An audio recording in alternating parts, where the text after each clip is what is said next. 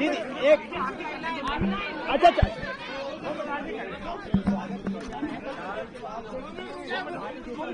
2 minute रुक जाओ, उसके बाद सफाई किया जा रहा है और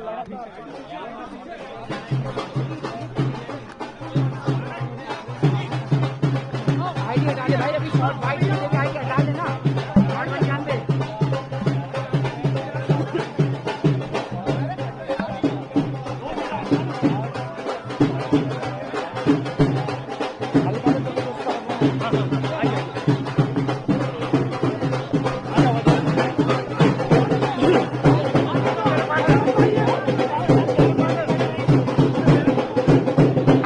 दुर्गेश आईडी नीचे कर लेना, अभी नहीं लग रही भाई, भाई मेरा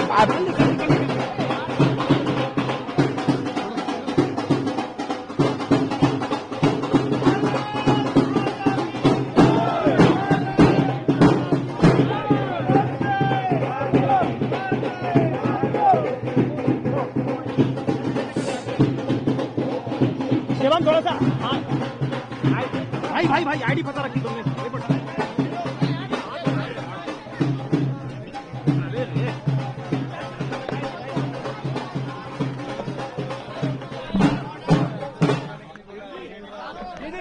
आराम से भाई, आराम से।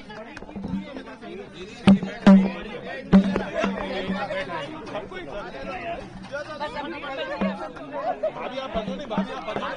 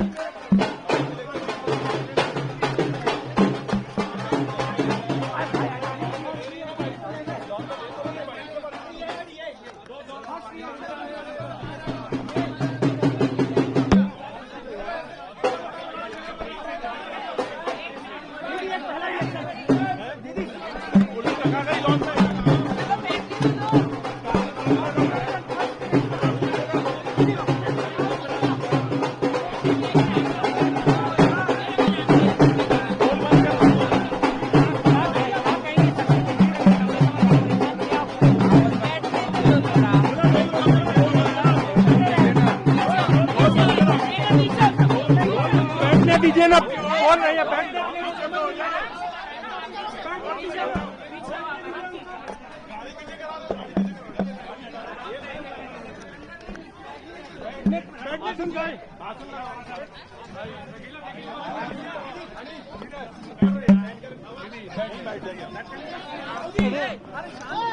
नितिन क्या कर रहा है? नितिन क्या कर रहा है? ताकत दिखाएंगे भाई, आप बैठ दो,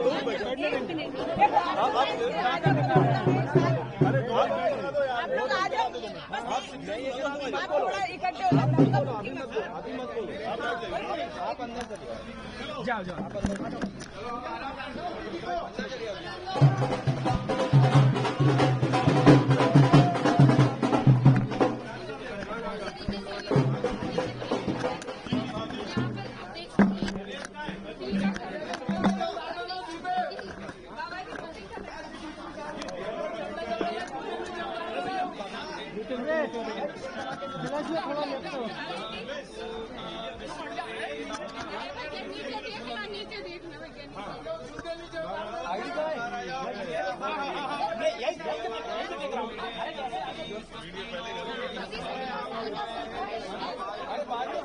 माइक हटा लो अभी, अरे माइक हटाओ वहां से।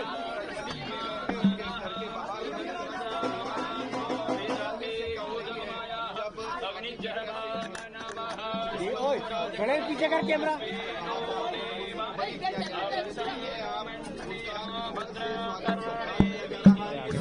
अरे ऊपर नहीं कर यार, ये पीछे धक्का दे रहे हैं मुझे कभी।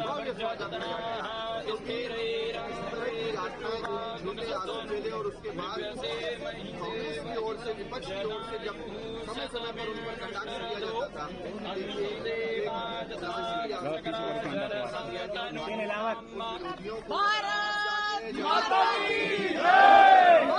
अबे आईडी वाली चकल लो यार, लाइट नहीं हो रही अभी, आईडी वीडियो बन जा, विजुअल चल रहा है। अरे माइक हटा लो।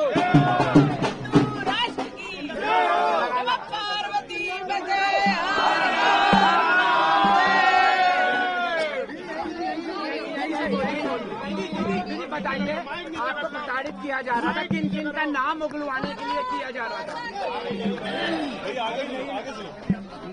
मुझसे मैंने पहले भी अपने इंटरव्यू में कहा है, मुझसे बहुत बड़े बड़े लोगों के नाम जबरदस्ती बोलने के लिए कहा उन्होंने। मैंने वो नाम नहीं बोले, उनके अनुसार मैंने काम नहीं किया, इसलिए उन्होंने मुझे प्रताड़ित किया।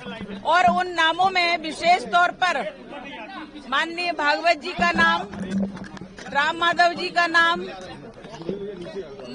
हमारे माननीय मोदी जी का नाम, योगी जी का नाम, माननीय इंद्रेश जी का नाम और तमाम वो नेता जो बड़े बड़े नेता हैं उन लोगों के नाम लेने के लिए कहा कि उन्होंने कहा और हमने ऐसा किया, ये बोलो। मैंने उनकी बात को नहीं सुना और न ही माना, इसलिए उन्होंने मुझे प्रताड़ित किया। परमवीर को लेकर क्या कहेंगे?